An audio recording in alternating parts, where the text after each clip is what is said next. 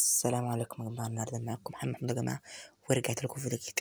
يعني قبل أي حاجة يا جماعة متنسوش من اللايك، الشير، السبسكرايب، فعل زر الجرس. أنا يا جماعة في فيديو النهاردة قلت أعمل طريقة كده، يعني الطريقة دي بحبها جدا، وهي طريقة تعديل النسخة. يعني إيه تعديل النسخة وإزاي تعدل على النسخة؟ مثلا دي نسخة واتساب عادية، كانت المفروض نسخة واتساب عادية، أنا غيرت فيها كل حاجة.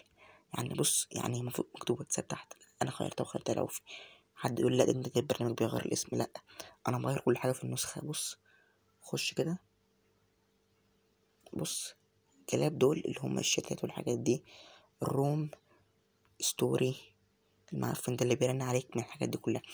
بص يا جماعه، هي الطريقه سهله جدا وابسط، مفيش ابسط منها. والطريقه دي برضو انا كنت اعملها عشانك انت برضو يا احمد، عشان كنت عايز الطريقه ديت فانا عملتها لك يعني.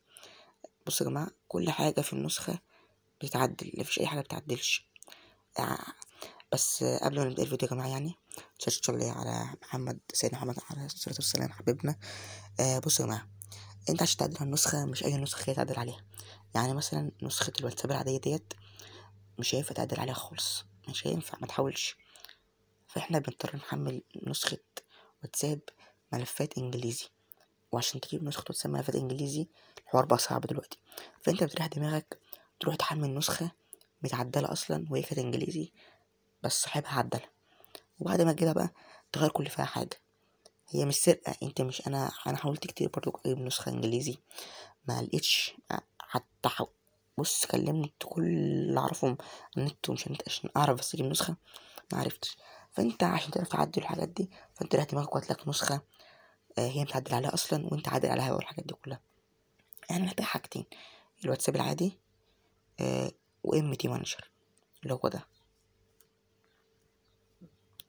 بص يا جماعة، انا ان شاء الله هسيب لكم الرابط بتاعه تحت في الديسكريبشن يعني، وفكروني لو ما حطوش عشان ما انسى والله العظيم. ممكن تكتب اسمه اهو، اسمه تكتبه وتبحث عنه في جوجل. برنامج جميل الصراحة يعني، فاحنا هنسمع باللي نخش عليه. بصوا يا جماعة، هو في العادي البرنامج بيفتحش كده، وانت هتشوف الواجهة صعبة وهتحس ان البرنامج صعب والحاجات دي كلها، بس والله العظيم برنامج ابسط مما تتخيل. اول حاجة، انت في العادي بتدوس على الثلاث شرط دول،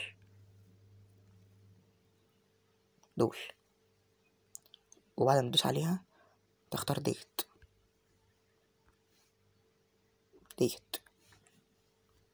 تاني يا جماعة عشان متنسوش. تعمل على ديت، على تعمل على الشرط ديت، اهي الشرط ديت تدوس عليها، وبعدين تختار هنا اللي اخرها اي بي كي ديت، تدوس عليها، هيستنى يحمل. بص يا صاحبي، الاولانية ديت اللي هي ديت هنا، ديت بتاعت البرامج اللي انت محملها دي بقى بتاعت البرامج اللي انت عايز تعدل عليها، بس دي برامج اللي جاية اصلا مع التليفون ذات نفسه، فانا ما انصحكش تعدل عليها، سيبت فيك من دي. فانت تختار ديت. مثلا دي كل البرامج اللي عندي. انا مثلا نسخة الواتساب بتاعتي ديت اللي عايز اعدل عليها، ثانية واحدة قدر عليها بالراحة كده. النسخة اللي انت محملها ايه؟ النسخة دي نسخة العوفي، انت بتدوس عليها وبتدوس هنا، المفروض هنا بتدوس هنا، بس انا عشان مختارها هيقول لي الملف موجود، فانا هرجع خطوة كده لورا. انت بتدوس لتر اهو نسخة الواتساب اهي، هي المفروض اتضافت عندي هنا عشان انا معدل فيها كتير. تروح داخل على نسخة الواتساب، تروح دايس على كده اهو، هتدوس عليها، هتدوس على كلمة معينة اهي، هتدوس عليها، هندوس عليها، هتلاقي كده بيحمل وجاك ملفات كتير مالكش دعوة بيها. هتعمل ايه؟ هتروح مقلب كده خالص خالص خالص كده تحت عشان تعدل اي حاجة انت عايزها بقى. تروح دايس على الملف اللي هو باللون الازرق ده ثانية، الملف ده فنشيك معاه عشان بس لازم اشرح لكم كل حاجة. الملف الازرق ده هتدوس عليه كده اهو، هتدوس تاني حاجة افتكروا معايا يا جماعة، هتدوس على ده الازرق دوت الاصفر دوت، هتدوس عليه، بتدوس على محرر هتدوس على كده اهو، هيحمل 5 دقايق 5 ثواني. دوس بقى على تجميع سلسلة الترجمة، هتدوس عليها كده اهو. بص يا صاحبي، الواجهة هتلاقي في ملك حاجات كتير، حاجات صعبة، مالكش دعوة بأي حاجة من الحاجات ديت. انت عشان تعدل أي حاجة في النسخة هتدوس على التلات شروط اللي فوق دول، بعدين تدوس على ايه؟ تصفية، اللي هي ديت تصفية، هتدوس عليها تكتب أي كلمة انت عايز تبحث عنها وعايز تبدلها. مثلا أنا كاتب هناك كده اهو في النسخة بتاعتي كلاب، كاتب كلاب صح، هكتب كلاب هنا اهو، كلاب حسب الكلمة اللي موجودة يا جماعة يعني. جاب لي كلاب، أنا ممكن أعدل كلمة كلاب ديت ومثلا أسميها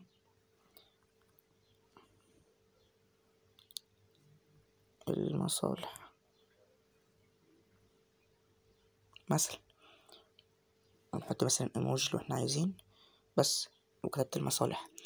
وبعد ما تخلص بقى تعديلات والحاجات دي انت خلاص كده عدلت عليها. فهمتوا يا جماعة ازاي؟ يعني مثلا انا بروح بحث عنها اهيت، بعد ما التصفية ابحث على الكلمة اللي انا عايز اعدلها، وبعد ما اعدلها هتظهر لي هنا اهو، هروح داس عليها وماسح وكاتب اللي انا عايز بقى اكتبه بدل.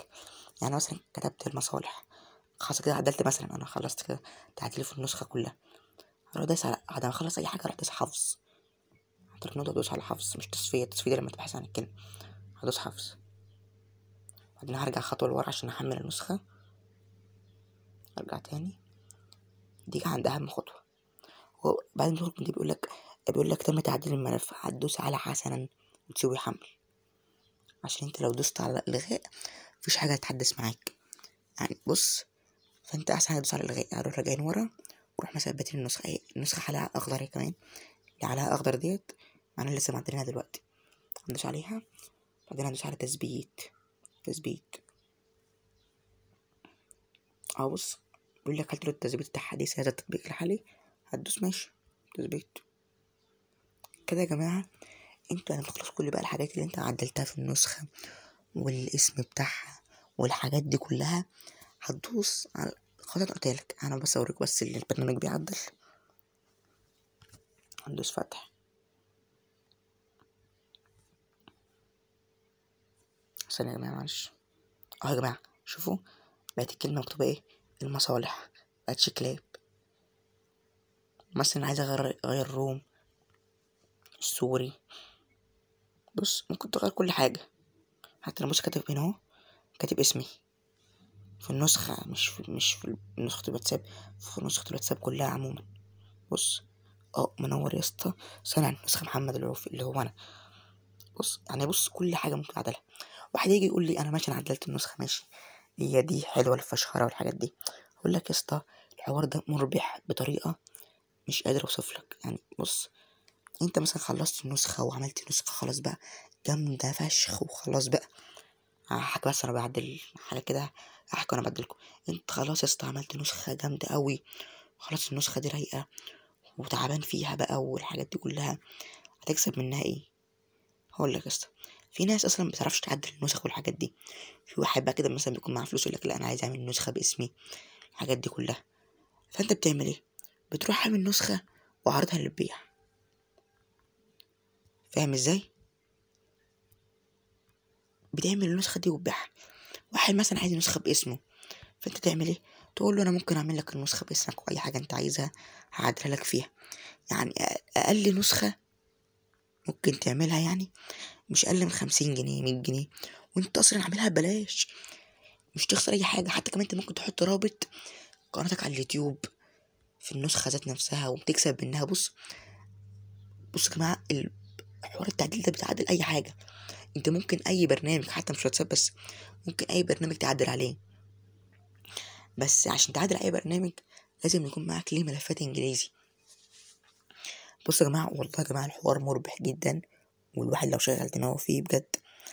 يعني انا عملت نسخه كتير، بس انا عامل النسخه دي باسمي. يعني مثلا واحد صاحبي طلب مني نسخه انا عملتها له، بس هو صاحبي مش هينفع اخد منه فلوس. انت ممكن تعمل الحوار ده كبزنس يكسبك، والحوار ده على فكره يا جماعه مربح جدا. مثلا انا عامل واحد صاحبي يجي 4 نسخ، ليه؟ بيتفشخر بقدام صحابه، ايه ده بصوا انا النسخه باسمي، وبكتب بقى المصالح والكلاب والستوري والمعفن، بصوا كل حاجه في النسخه بعملها له. والحوار ده يا جماعه هيكسبك جدا. يعني بص، انت بس شغل دماغك وبص اي حاجه انت عايزها مني في تعديل النسخ والحاجات دي، فبص متأخرش في طلب اي حاجه مني. يعني مثلا انا بكلم نفسي، واصلا كل حاجه كانت بتجيلي في النسخه دي كانت بالانجليزي. يعني بص، انت يالا بتكلم نفسك يا هبل، ما كانتش مكتوبه كده اصلا.